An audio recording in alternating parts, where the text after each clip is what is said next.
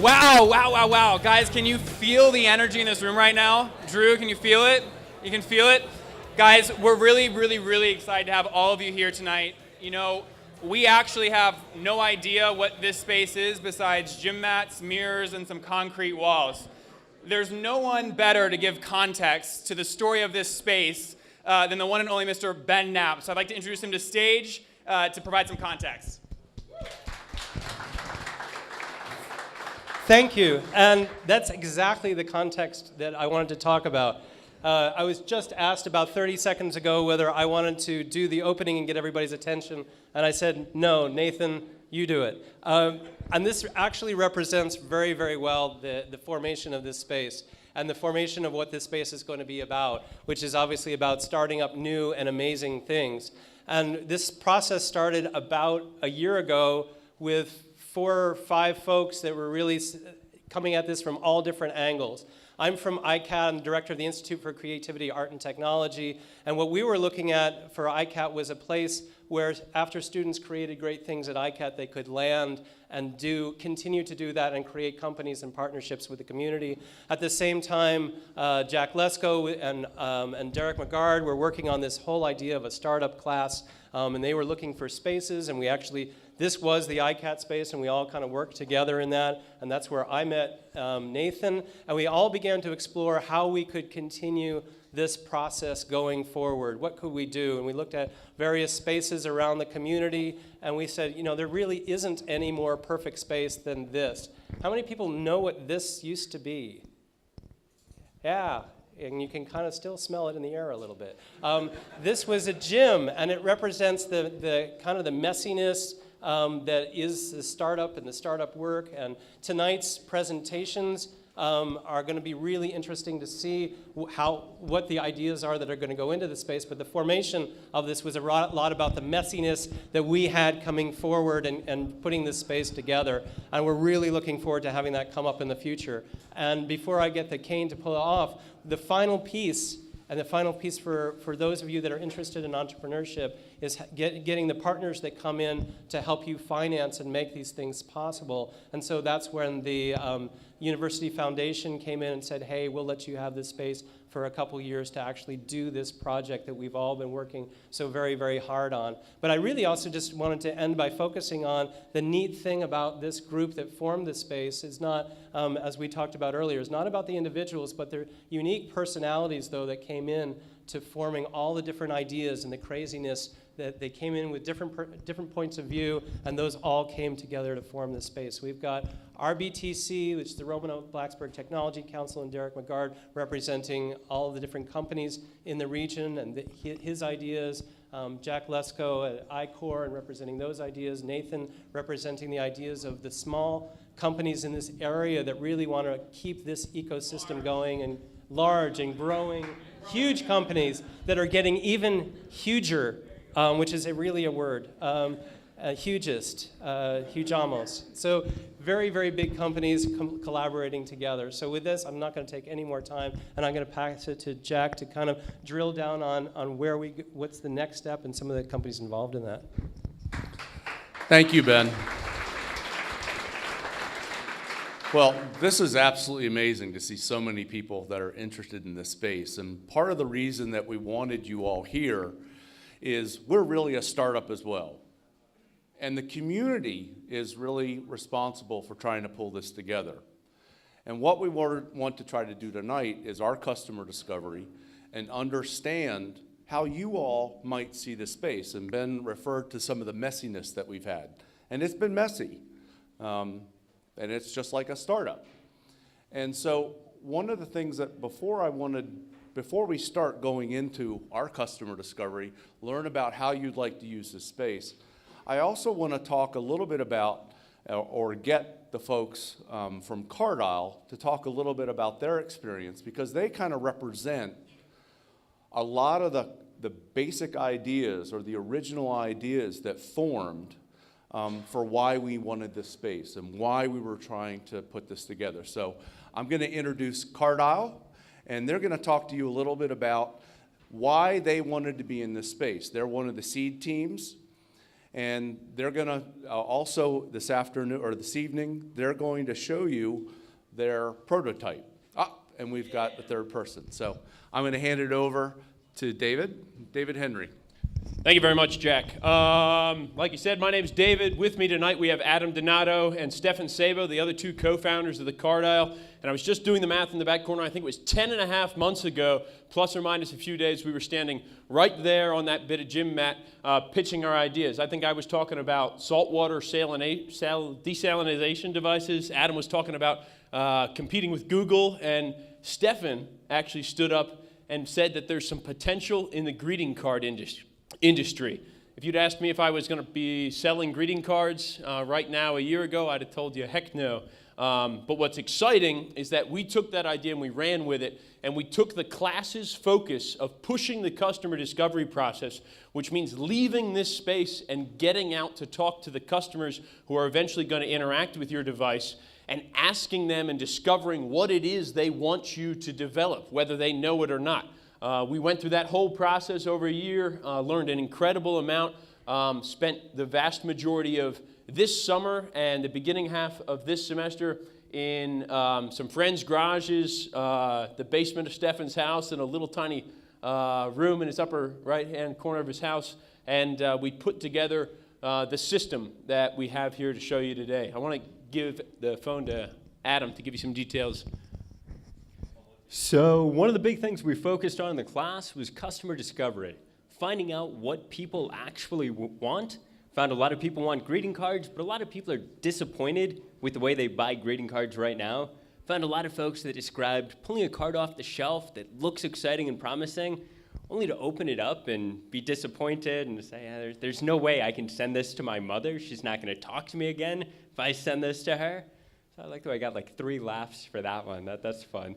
So what we ended up doing, we found people wanted more control over buying greeting cards. We live in this age where people are used to personalizing what they send, what they have.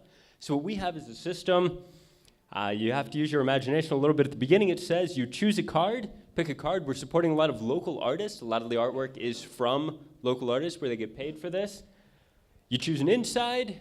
We have a range of insides. You can customize it. And then you print the card right on the spot. You now have a card that is perfect for the recipient, perfect from you. Stefan's now going to tell you about where we're going next. All right, so we've built this wonderful kiosk, which is right there. You guys can check it out. And tomorrow, we're going to put it in the first location. We're going to stick it in Eats Natural Foods. They've been nice enough to give us a little space by the door. So yeah, that's a big step for us that we've been working pretty hard towards. And that's kind of taking this experimentation that the promotion of entrepreneurship in Blacksburg has taught us, the iteration. We hope to learn more from this next step, this next experiment. And from there, hopefully be fruitful and multiply. So that's where we're going. That's our plan. Thanks a lot. Who's next?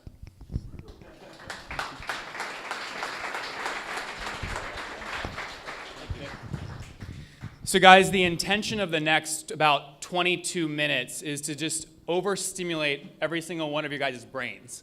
We're going to go from robotics to ceramic blades to drones, going towards the Thomas Jefferson Memorial, looping all back around again. So next 22 minutes, you're going to see really sharp thinkers with big game-changing ideas stimulating you, and after that, we'll spend time just mingling and having fun and hopefully germinating some of those ideas. So that being said, I'll pass the mic off to Victor. Thanks. All right, so my name is Victor Orkov. I am a mechanical engineering graduate student. I work at the Robotics and Mechanisms Laboratory, and I work on robots. So I want to introduce you to 3 of the robots that I've been working on over the last couple of years. The first one is Darwin. Darwin is a soccer-playing robot.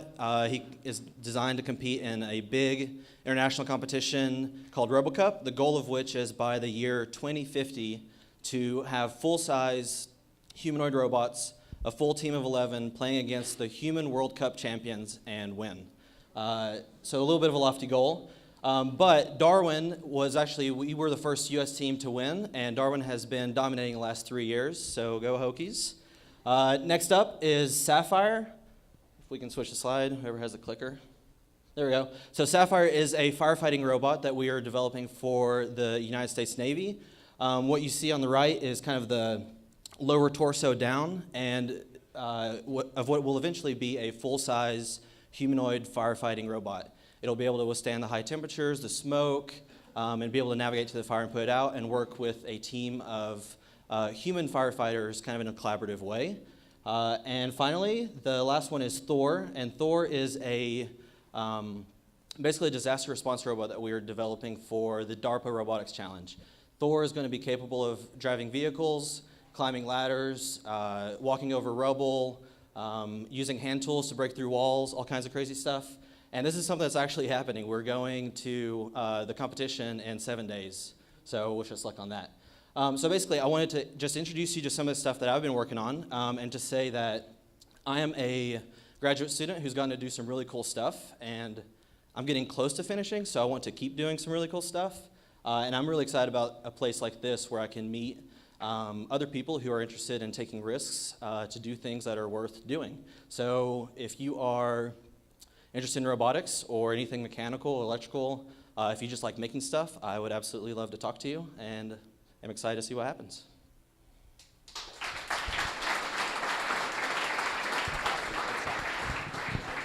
So guys, I want to iterate real quick. If there's a big idea that you really love that doesn't have to do with my hair, you can tweet it up. The hashtag is up here on the upper right of the board. It's space BB, so space Blacksburg BB. With that being said, I'm really excited about this next idea coming from my freshman professor, Miss Shelley Martin. Come on up, Shelley.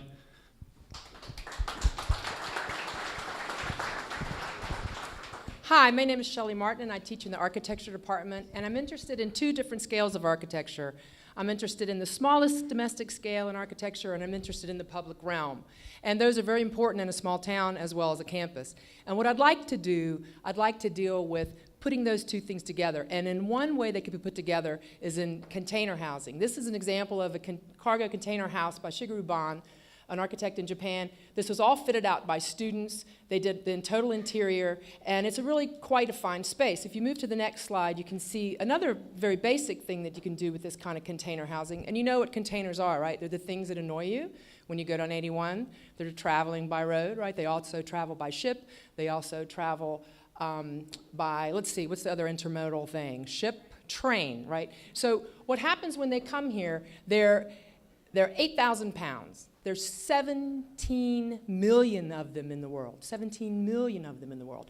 And it uses about 10% energy to refit them or upfit them than to melt them down, because it's 8,000 pounds of steel. So if you move to the next slide, what you can see is there's two cargo containers there. Here's a thing that to me is extremely interesting, particularly for a campus. You have these two containers here. Now you can clad them with other materials so they don't look like cargo containers. They look like beautiful domestic small-scale housing. You can clad them with expensive materials or inexpensive materials. You can also leave their original structure expressed. But you can also make an interior public space out of them, which is extremely important. They can stack. They're structurally sound already. They can stack to up about 7 before you do anything with them. Why is it important for what you're doing here? Because I think they can come to special purpose housing, and I think they could be pop-up stores, they could be temporary, they can be permanent, they could house people just like you, they could put the things that you invent in them, they can be startup kind of showcases for your ideas, and they can also be something that moves through. It's not as easy to move them as a trailer. You keep them for a temporary amount of time, and then maybe you take them away. But not only on campus, but also in town, they could be something that sells your ideas or lets people have a storefront for what you're doing that's a little bit different than your working space. It can also be something that you can live in. So that's the next idea for something like this, to make an experiment perhaps with architecture students fitting some of those out, and hopefully some of you will live in them.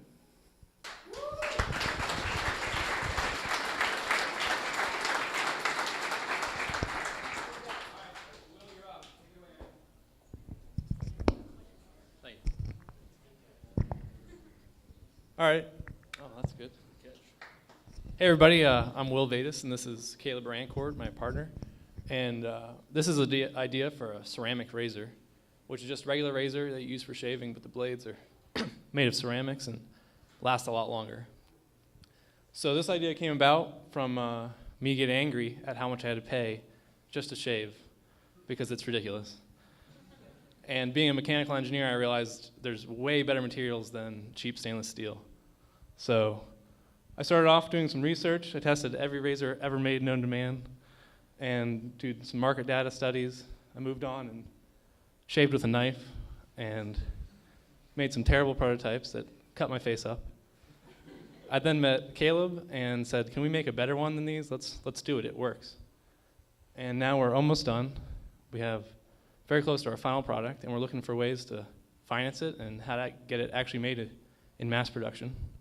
And I think that's a way we could use this space, is figuring out how to really take this into the market. So thank you.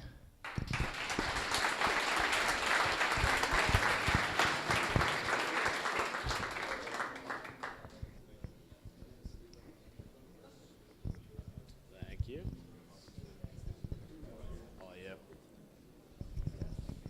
What's up, everybody? Thanks for coming out, just so we can get this sweet pitch in from Lawn Starter. I'm Steve. This is Ryan. About 3 months ago now, I decided to drop out of school, and Ryan decided to quit his job so we could pursue our goal to have a new take on an old industry, the lawn care industry. It might not be the sexiest, but it's a massive industry with two extremely significant problems. First off, contractors can't scale their business because they have no infrastructure. And second off, customer service throughout the industry is a joke. So what we're doing is working to partner with the best contractors in an area, help them acquire customers, manage the customer service, and provide them best practices. And by doing this with the technology we've created, we think we can create the best possible customer experience in lawn care and aggressively scale to many different cities and help change the industry. So I wanted to talk about excuses. I know a lot of people have excuses of why they can't start a company. And if we can do it, I'm telling you, you can. Like learning to code. We built an iPhone app and a web app in about a month with no computer science background at all. It's too big of a risk. I quit my job. I was getting paid a lot of money before this. Steve had internships with top venture capital firms. It's not that big of a risk. The biggest risk is not doing it now and waiting too long. I think I'm not a successful entrepreneur, but I think most would tell you that the key to their success is the people around them. And I think that's kind of the whole purpose of this space. And we need your help right now. So raise your hand if you or your parents have a lawn. All right. Well, we'd like to talk to every one of you and or your parents. It doesn't have to be tonight. We're going to be back there at Lawn Starter HQ by the big whiteboard. I'd love for you to stop by, give us your email. We'd love to talk. I promise I won't try and sell you anything yet. And we would really love to just kind of do some customer discovery with you or your parents. Thank you.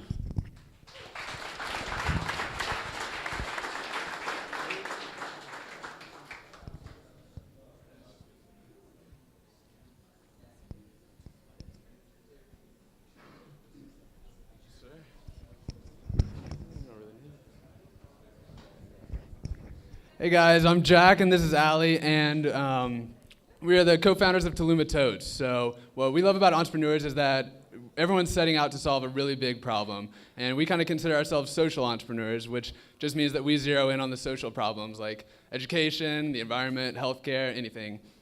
But what we're trying to tackle with Toluma Totes is international development, and we're doing it in style. So basically, Toluma Totes carry a country. Each one is paired with a country, so we get traditional fabric from that country, and then return to fund a microloan for people in that country. But you might ask how two engineering students turned to totes.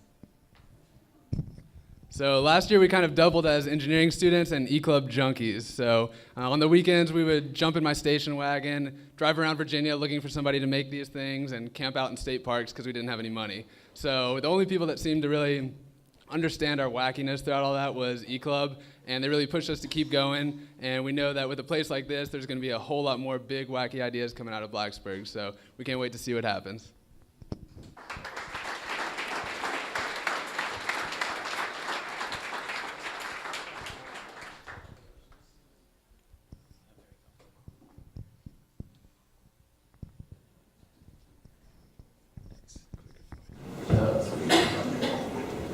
This is kind of awkward, so I'm going to put this down. Volume okay? Is that good for everybody? do that. Anyways, we're Team Parker. This is Joe Akamora, Jeff Morris.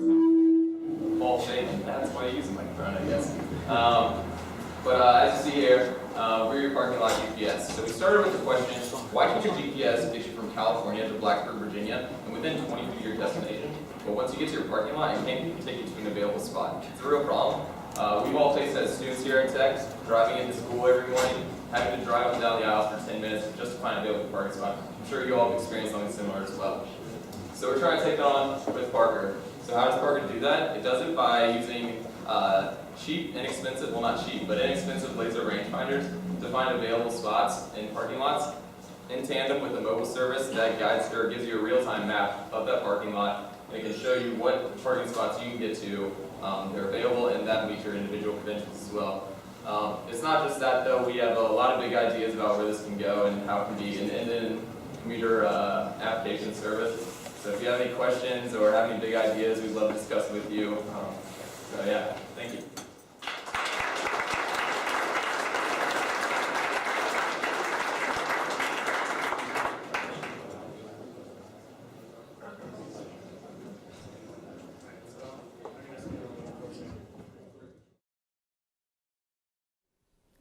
Right, so my name is Zach Lytle, and I fly drones, except if you want to sound in the know, call them UAS, or unmanned aerial vehicles. This is a drone. They're scary. This is my UAS.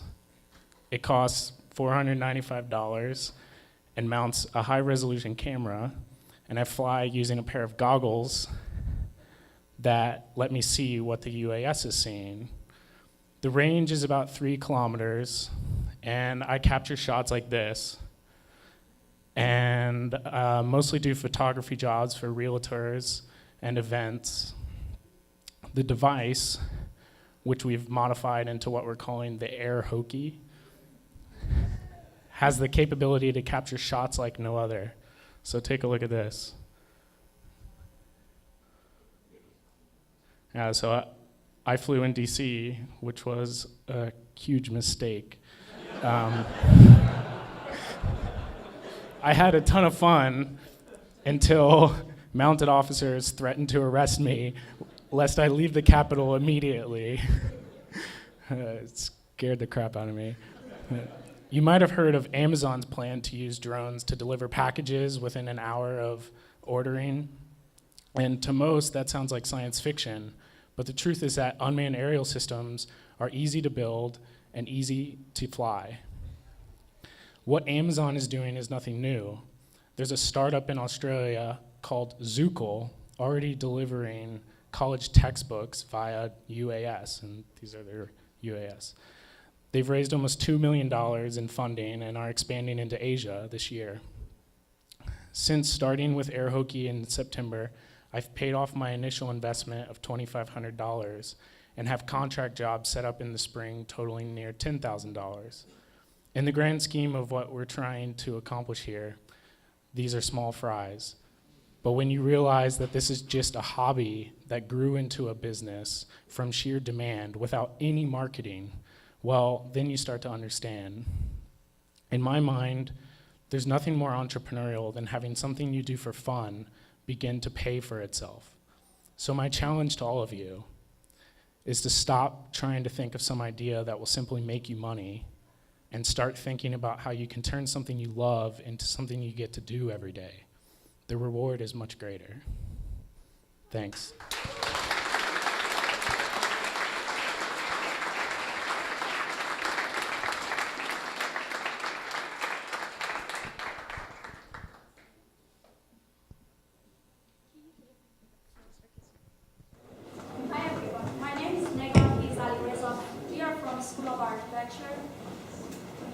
Can you guys hear in the back? No. I know it sounds like, it feels like you're good, but. Okay. My name is Negar Hizalireza. We are from School of Architecture. We are presenting a toy. Okay. How we came to the idea of toy. We are working 13 years on a deployable structure, and I was part of 2011 Excalibur Award, and I presented some of my work for this for the teacher and student, and I got a lot of encouragement to make a toy that people can play with that. Can you go? So these are some of our design before we come to the toy. All of them has screws and nuts, and mostly they work for screen of building. But L8 is a kinetic toy that can break, and it has an embedded magnet.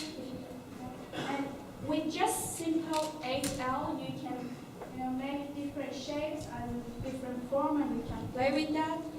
And these are others, idea for that. And these are the stack of different shapes for the module.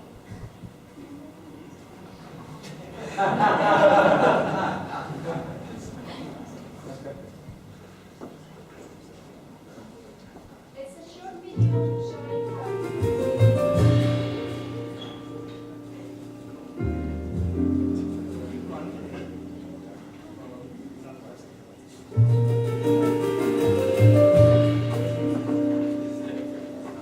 I promise it's good.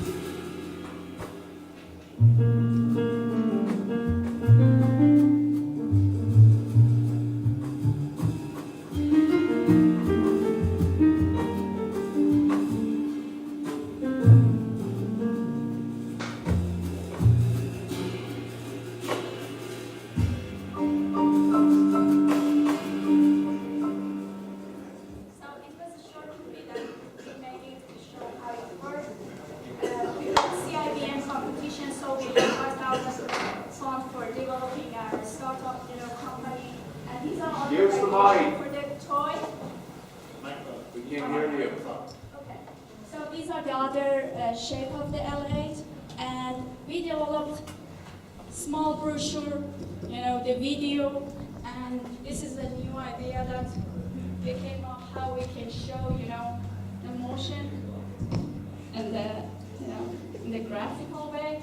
So up to now, we are here, so we need the space to develop our business.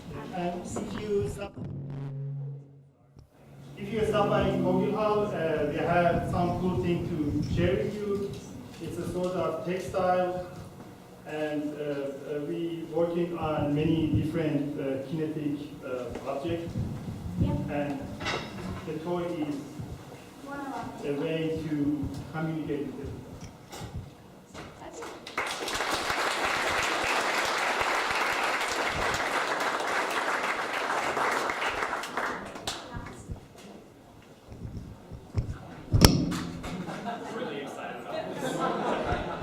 Nathan says he's really excited every time he sees me because he just puts me on the spot every time. So I'm Louis Thurlow, I'm from Virtual U, and we kind of set out about a year ago to ask a really important question, and that was, what describes you, your body, and everything that is yourself? And in our case, it's more than just points of resolution, it's more than just photos, it's about how we can put you in your mobile phone, you in your computer, and let you do things with your body in a virtual space. So Virtual U develops 3D scanning technology here in Blacksburg. We have the most powerful system, I would say, in the world to date for scanning the human body. 12 million points of resolution is what it takes to make you look exactly perfect. Photographic reality and biometric data that we pull from our machine. We manufacture here in Virginia, and we're being producing these units, and they'll be rolling out here next quarter, which is really cool. But I'm going to tell you an interesting thing. My company, we started in TechPad with Bob Summers just a year ago, not too far out, and we're like many of you. We were really curious. We forked our business. We worked through all the different challenges. We took a product from being a pull string in my basement to a fully manufactured 5 foot by 5 foot 8 unit that can be assembled by people in 1 hour with an instruction booklet. It's an incredible task. But with the help of the community and the people here, we were able to get it done. And it started off as us being in TechPad and a space just like this. It makes it feel real. And it is real. And now we're a company, we're 7 people, we're working out of the CRC, and we're getting ready to launch a very large and hopefully impressive product at the beginning of the year. So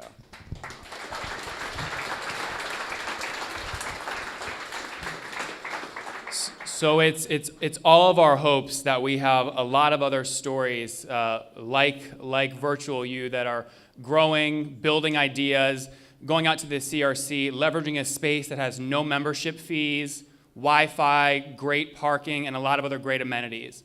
So with that being said, I'd like to introduce and bring Derek Magard up to the stage. Derek, all the way from the back, bring it up.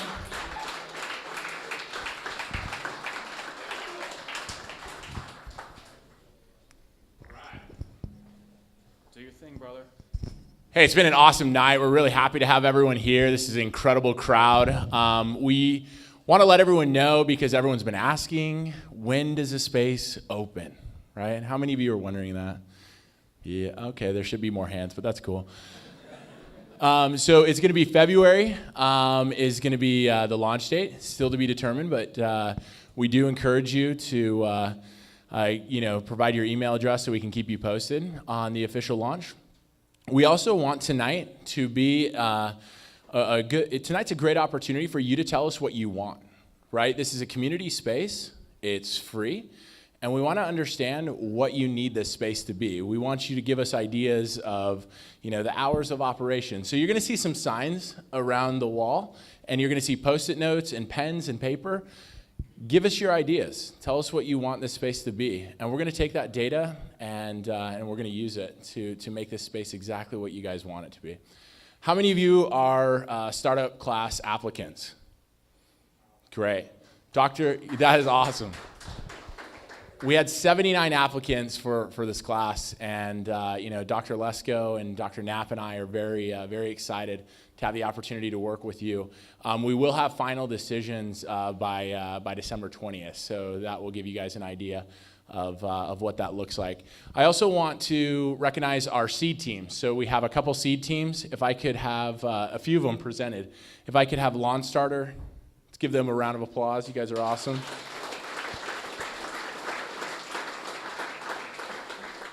Cardile. L8. Where are they at? There you are. And Cracked.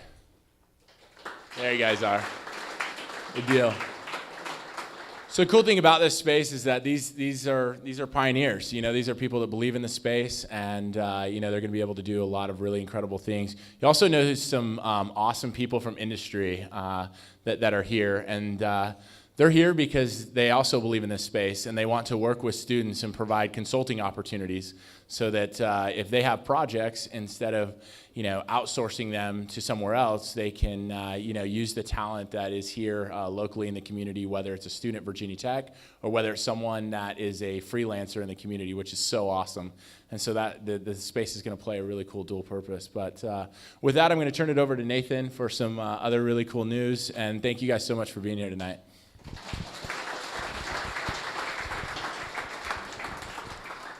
So all of you guys, real quick, if you've enjoyed these presentations, I want everyone to pull out your phone, okay, and hold it in your right hand, thumb on the right side, pointer finger up near the volume keys, all right? I'm serious. Amr, come on, man. Jeez. Oh, Heyo team won't even pull it out. There we go. All right, cool. Here's what I want you to do. Okay, I want you to start a new text message. Okay, and you're going to send a text to the number 68398. And the message, just type space. This is your access. This is how we'll distribute exactly when the space will launch. So if you're interested in the space, if you're interested in understanding how to apply to be a seed team or get involved with the space, this is your channel to do that. So make sure you do that. And then at exactly 6:45, if you do this, you'll get a text asking for your email. Reply with your email, and we'll then put it on your phone and your inbox so you won't miss the launch date. All right, so with that being said, guys, I'm not going to add much more. I think you've got the idea. Raise your hand if your brain is buzzing, like people with big ideas do. It starts resonating. Come on, you don't want to admit it because you think it's nerdy. You're safe here. I promise. You're safe, okay? So that's the intent of this space, a high density of really sharp people. We're going to close now, and you're welcome to hang out, brainstorm, and jam with each other. Keep thinking big, and you'll hear from us for the February launch. Thank you so much, guys. Thank you. Feel so close to you right now. It's a force field.